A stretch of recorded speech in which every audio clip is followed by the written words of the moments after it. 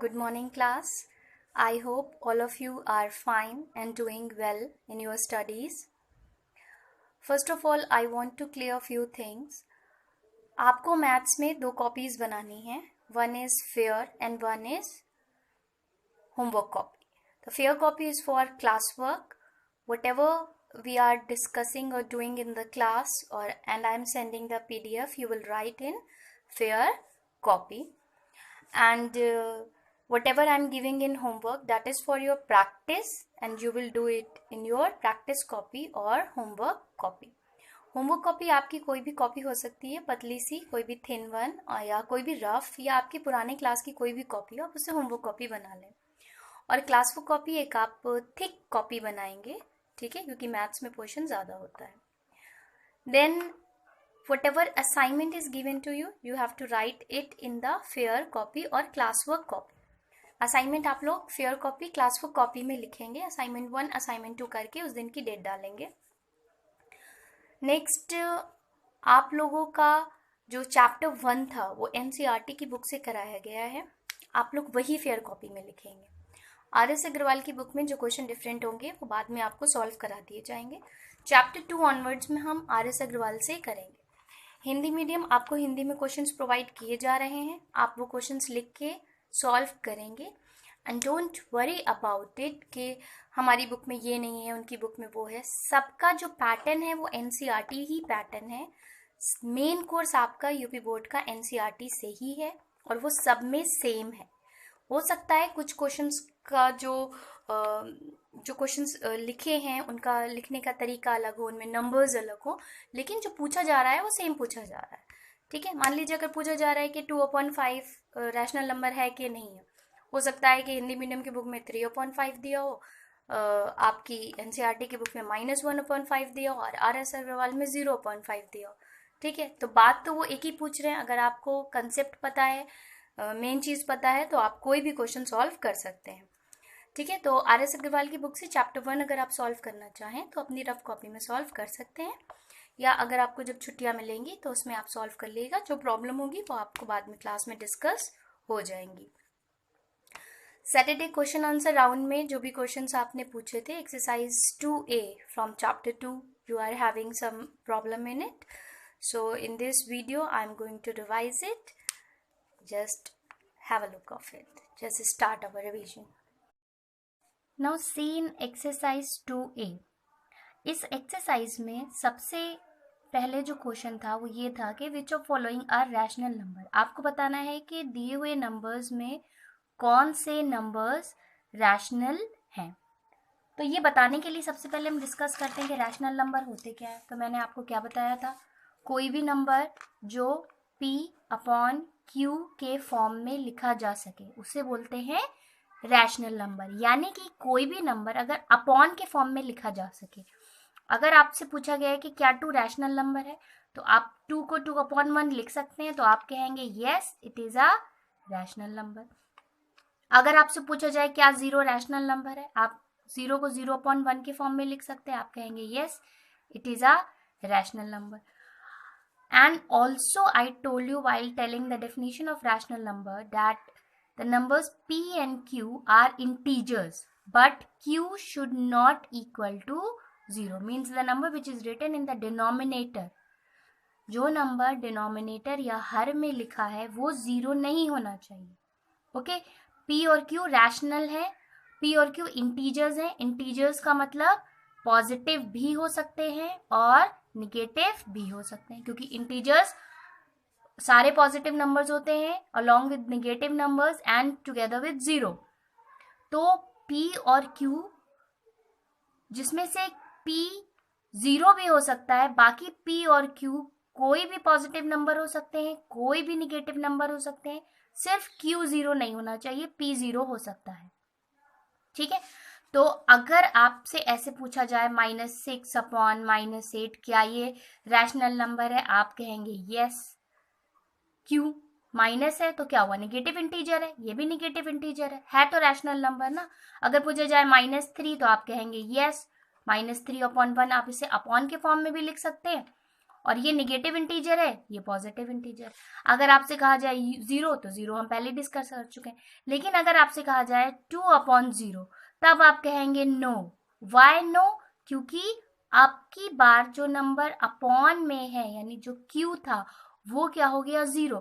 But हमारी definition already कहती है कि the number which is written in the denominator should not equal to 0, यानी क्यू 0 नहीं होना चाहिए। तो क्योंकि इसका डिनोमिनेटर 0 है इसलिए ये रैशनल नंबर नहीं होगा। ओके, तो हर एक नंबर रैशनल नंबर होगा, सिर्फ वही नंबर नहीं होंगे जिसके अपॉन में 0 होगा। ठीक है, अगर इसके न्यूमरेटर में भी 0, न्यूमरेटर से हमें प्रॉब्लम नहीं है, हमें प्रॉब्लम किससे है? डिनोमिनेटर से है, और इसकी वजह से ये रैशनल नंबर नहीं होगा। तो हम लोगों ने जो भी क्वेश्चन डिस्कस करे थे तो इस तरीके से लिखा था कि 5/15 अपॉन के फॉर्म में लिखा है, it is written in the form of P/Q, therefore it is a rational number. -6/15 also rational number. 17 can be written as 17/1, also a rational number. Similarly, we have discussed -25, it is written -25/1, yes it is a rational number. 0, it can be written 0/1, yes it is a rational number. 8/0, not a rational number because denominator is 0. Similarly, here denominator is 0, it is not a rational number. It is rational number because 0, it is written in the form of upon, it is also written. तो सारे आपके देखेंगे आप rational लाएंगे, सिर्फ जिसके denominator में 0 होगा वही रैशनल नहीं होंगे, बाकी सब रैशनल होंगे। नेक्स्ट क्वेश्चन जो था इस एक्सरसाइज का वो ये था कि राइट द न्यूमरेटर और डिनोमिनेटर। आई होप कि इसमें किसी को कोई प्रॉब्लम नहीं होगी, फिर भी मैं एक बार आपको बता देती हूँ। अपॉन में जो नंबर P/Q रैशनल होता है, इसके अपॉन के ऊपर जो होता है उसे बोलते हैं न्यूमरेटर, और जो नीचे होता है उसे बोलते हैं डिनोमिनेटर। इसे बोलते हैं अंश और इसको बोलते हैं हर। ठीक है, तो अब इस थर्ड क्वेश्चन में आपको न्यूमरेटर और डिनोमिनेटर लिखना है, इसमें तो कोई प्रॉब्लम नहीं होगी। जो अपॉन के ऊपर है वो न्यूमरेटर, जो अपॉन के नीचे है वो डिनोमिनेटर, विद साइन। अगर किसी का साइन माइनस है तो माइनस साइन के साथ आप लिखेंगे न्यूमरेटर और डिनोमिनेटर को। नेक्स्ट क्वेश्चन था 4, निम्न में से कौन धनात्मक परिमेय संख्या है? Which of the following are positive rational numbers. अब देखिए पॉजिटिव रैशनल नंबर क्या होते हैं, इसको बहुत अच्छे से समझ लीजिए और याद कर लीजिए। पॉजिटिव रैशनल नंबर्स वो होते हैं जिनके न्यूमरेटर और डिनोमिनेटर दोनों के सेम साइन हो। साइन क्या हो? सेम हो। अगर न्यूमरेटर पॉजिटिव है तो डिनोमिनेटर भी पॉजिटिव हो, या फिर अगर न्यूमरेटर निगेटिव है तो डिनोमिनेटर भी निगेटिव हो। तो अगर दोनों पॉजिटिव हैं तो भी वो पॉजिटिव रैशनल नंबर होगा, अगर दोनों निगेटिव हैं तो भी वो पॉजिटिव रैशनल नंबर होगा। ठीक है, अब हम क्वेश्चन देखते हैं। देखिए यहाँ पर एक निगेटिव है एक पॉजिटिव है, तो ये पॉजिटिव रैशनल नंबर नहीं होगा। ठीक है, -8 -11 दोनों निगेटिव है, ये पॉजिटिव रैशनल नंबर होगा। नेक्स्ट देखिए 0/8, अब 0/8 क्यों? 0 ना पॉजिटिव इंटीजर होता है ना ही निगेटिव इंटीजर होता है, तो ना 0 पॉजिटिव है ना 0 निगेटिव है, तो जब ये पॉजिटिव और निगेटिव है ही नहीं तो ये जो 0/8 है ये भी ना ही पॉजिटिव रैशनल नंबर है ना ही निगेटिव रैशनल नंबर है। ठीक है, नेक्स्ट इज 0/-7, तो इसमें भी 0 ना ही पॉजिटिव है ना ही निगेटिव है, तो ये भी नहीं होगा। नेक्स्ट क्वेश्चन जो था क्वेश्चन नंबर 5, इसमें था which of following are negative rational number. अब निगेटिव रैशनल नंबर क्या होते हैं? निगेटिव रैशनल नंबर वो होते हैं जिनका न्यूमरेटर अगर पॉजिटिव है तो डिनोमिनेटर निगेटिव होना चाहिए, यानी न्यूमरेटर और डिनोमिनेटर के साइन क्या होने चाहिए? अपोजिट साइन होने चाहिए। ठीक है, पॉजिटिव में सेम साइन होने चाहिए थे और निगेटिव रैशनल नंबर में अपोजिट साइन होने चाहिए। अगर न्यूमरेटर पॉजिटिव है तो डिनोमिनेटर निगेटिव हो, या अगर न्यूमरेटर निगेटिव है तो डिनोमिनेटर पॉजिटिव होना चाहिए। ओके, तो अब हम देखें इस सेक्शन में -16/5, एक निगेटिव है एक पॉजिटिव है, यस इट इज निगेटिव। दोनों निगेटिव है, it is not negative, it is positive. ठीक है, नेक्स्ट देखिए -21। सो -21/1, एक निगेटिव है एक पॉजिटिव है, it is negative. 0/-3, again 0 is neither positive nor negative, तो 0 upon something will also be neither positive nor negative.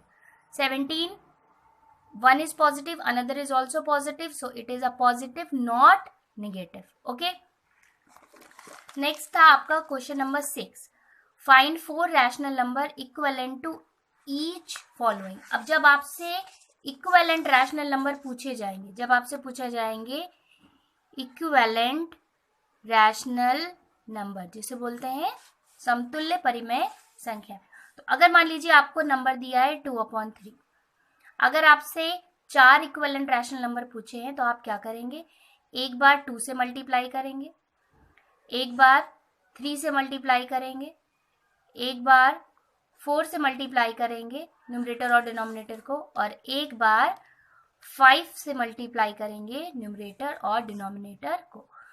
उसके बाद मल्टीप्लाई करके आप लिख देंगे 4/6, 6/9, 8/12, 10/15। ये सब आपके क्या होंगे, इक्विवेलेंट रैशनल नंबर होंगे 2/3 के।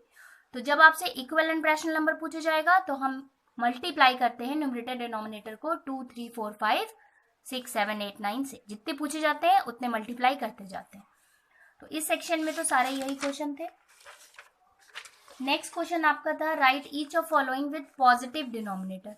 अब अगर आपको किसी रैशनल नंबर को पॉजिटिव डिनोमिनेटर के साथ लिखना हो, देखिए किसी भी जो नंबर होता है, चाहे वो रैशनल हो चाहे वो फ्रैक्शन हो, अगर उसमें डिनोमिनेटर नेगेटिव होता है तो उसे हमें पॉजिटिव में ही लिखना पड़ता है।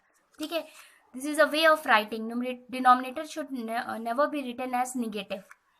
तो हम क्या करेंगे, डिनोमिनेटर को नेगेटिव बनाने के लिए हम न्यूमरेटर और डिनोमिनेटर दोनों को -1 से मल्टीप्लाई करेंगे। ठीक है, जब हम -1 से मल्टीप्लाई करेंगे तो ये हो जाएगा -2 अपॉन ++/3। तो माइनस से मल्टीप्लाई करते ही हमारा डिनोमिनेटर क्या हो जाएगा, पॉजिटिव। तो इस तरीके के क्वेश्चंस में हमें क्या करना है, न्यूमरेटर डिनोमिनेटर दोनों को -1 से मल्टीप्लाई करना है। ओके, नेक्स्ट क्वेश्चन में express 4/9 as a rational number with numerator 24 या -20 या व्हाटएवर। तो अगर आपको कोई रैशनल नंबर दिया है, मान लीजिए 3/6, और आपको इसे एक्सप्रेस करना है जिसका न्यूमरेटर हो 21, तो आप पहले अपना रैशनल नंबर देखेंगे। आपका रैशनल नंबर क्या है, उसके न्यूमरेटर में 3 है और आपको लाना क्या है, 21। तो 3 को किससे मल्टीप्लाई किया जाए कि 21 आ जाए, ऑफ कोर्स 7 से। तो इस तरीके के क्वेश्चन को सॉल्व करने के लिए हम ऊपर नीचे दोनों तरफ किससे मल्टीप्लाई करेंगे, 7 से। जब हम 7 से मल्टीप्लाई करेंगे तो ये बन जाएगा 21/42। अब देखिए इस नंबर का न्यूमरेटर वही है जो हमसे पूछा गया था। इस तरीके से क्वेश्चन सॉल्व होगा। ठीक है, तो इस तरीके के क्वेश्चन सॉल्व करने के लिए हम देखेंगे कि हमें किसमें एक्सप्रेस करना है। ठीक है, और फिर न्यूमरेटर को किससे मल्टीप्लाई करें कि वो नंबर आ जाए, उसी नंबर से हम ऊपर नीचे दोनों तरफ मल्टीप्लाई करेंगे। सेम ऐसे ही डिनोमिनेटर के लिए होगा। अगर आपको डिनोमिनेटर को 48 बनाना है तो आप 8 को किससे मल्टीप्लाई करेंगे, 6 से। ठीक है, अगर आपको 8 को -32 बनाना है तो आप 8 को किससे मल्टीप्लाई करेंगे, 8 4 जा 32 होता है, लाना आपको माइनस है तो आप उसको -4 से मल्टीप्लाई करेंगे। ठीक है, यहाँ पर हम न्यूमरेटर को कर रहे थे, यहाँ पर डिनोमिनेटर को, क्योंकि क्वेश्चन में यहाँ पर डिनोमिनेटर को चेंज करना है और यहाँ पर न्यूमरेटर को चेंज करना है। नेक्स्ट क्वेश्चन क्या था हमारा, नेक्स्ट क्वेश्चन था right rational number in standard form. अब देखिए स्टैंडर्ड फॉर्म क्या होती है, what is standard form. Standard form का मतलब होता है कि न्यूमरेटर और डिनोमिनेटर में अगर न्यूमरेटर और डिनोमिनेटर का कोई भी कॉमन फैक्टर है तो हम न्यूमरेटर को उस कॉमन फैक्टर से डिवाइड करेंगे और डिनोमिनेटर को भी उस कॉमन फैक्टर से डिवाइड करेंगे। उसके साथ डिनोमिनेटर क्या होना चाहिए? पॉजिटिव होना चाहिए, डिनोमिनेटर निगेटिव नहीं होना चाहिए। अब मान लीजिए आपका एक क्वेश्चन है 16 अपॉन -20। अब सबसे पहले तो उसका डिनोमिनेटर निगेटिव है, तो हमें इसके डिनोमिनेटर को -16 अपॉन 20 लिखेंगे। ठीक है, ऊपर नीचे माइनस से मल्टीप्लाई करेंगे तो ये माइनस बन जाएगा और ये प्लस बन जाएगा। अब देखिए 16 और 20 का कॉमन फैक्टर क्या है? 16 और 20 का कॉमन फैक्टर है 4। ठीक है, दोनों ही 4 की टेबल में आते हैं, तो हम 16 को भी 4 से डिवाइड करेंगे और 20 को भी 4 से डिवाइड करेंगे, तो ये क्या आ जाएगा? -4 अपॉन 5, और यही आपका क्या होगा? आंसर। ठीक है, तो स्टैंडर्ड फॉर्म में लिखने के लिए हम सबसे पहले देखेंगे कि क्वेश्चन में जो भी नंबर दिया होगा उसके न्यूमरेटर और डिनोमिनेटर का कॉमन फैक्टर क्या है। फिर उसी कॉमन फैक्टर से दोनों को डिवाइड करेंगे, और अगर डिनोमिनेटर निगेटिव है तो उस डिनोमिनेटर को पॉजिटिव बना के लिखेंगे। ओके, तो इस तरीके के क्वेश्चन सारे ऐसे ही सॉल्व होंगे। नेक्स्ट था इसमें क्वेश्चन नंबर 15। क्वेश्चन नंबर 15 में क्या था? आपको एक इक्वेशन दी थी, जैसे आपको दिया होगा -3 upon 5 is equal to 10 upon x, मानिए ऐसे दिए, और आपसे पूछा जाएगा find the value of x। तो देखिए, दो रैशनल नंबर जब इक्वल होते हैं तो हम क्या करते हैं? Cross multiplication, scissor multiplication. हम -3 को x से मल्टीप्लाई करेंगे, तो -3 इंटू एक्स, बीच में लगा इज इक्वल टू का साइन, फिर 5 को किससे मल्टीप्लाई करेंगे? 10 से मल्टीप्लाई करेंगे। ठीक है, फिर x की वैल्यू निकालने के लिए 5 इंटू 10 अपॉन ये -3 यहां से कहाँ जाएगा? इसके अपॉन में जाएगा। फिर इसको सॉल्व करेंगे, 50 अपॉन -3 या -50 अपॉन 3, ये कैंसिल नहीं हो रहा है, तो यही आपका क्या हो जाएगा? आंसर हो जाएगा। अब देखें, कुछ बच्चों को उसमें हो सकता है ये प्रॉब्लम हो कि हम इन दोनों को मल्टीप्लाई कर रहे हैं, इन दोनों को मल्टीप्लाई कर रहे हैं, यहाँ पे ये नंबर आके डिवाइड में क्यों जा रहा है? तो आपको एक बात याद रखनी है, इज इक्वल टू के साइन के इस साइड अगर कोई नंबर मल्टीप्लिकेशन में लिखा है, अगर ऐसे लिखा है 2 into 3 is equal to 4 into 5, मान लीजिए, होता नहीं है लेकिन अगर मान लीजिए ऐसे लिखा है तो, या एक्स ही इसको मान लेते हैं, मान लीजिए लिखा है 2 into x is equal to 4 into 5, तो ये 2 जो यहाँ पर मल्टीप्लिकेशन में लिखा है ये उस साइड में जब जाएगा तो डिवीजन में चला जाएगा, अपोजिट में जाता है। मल्टीप्लिकेशन का अपोजिट डिवीजन, डिवीजन का अपोजिट मल्टीप्लिकेशन। अगर यही 2 यहाँ पर डिवीजन में लिखा होता, ठीक है, तो ये उधर कहाँ जाता? ये उधर जाता मल्टीप्लिकेशन में। ओके, तो अगर इधर डिवीजन में है तो उधर जाएगा मल्टीप्लिकेशन में, अगर इधर मल्टीप्लिकेशन में है तो उधर जाएगा डिवीजन में। ओके, आई होप आपको अब समझ में आया होगा। इस तरीके से हमने ये एक्सरसाइज एक बार डिस्कस कर ली है। अब आप लोग सब लोग इसको अच्छे से प्रैक्टिस करिएगा। Have a nice day.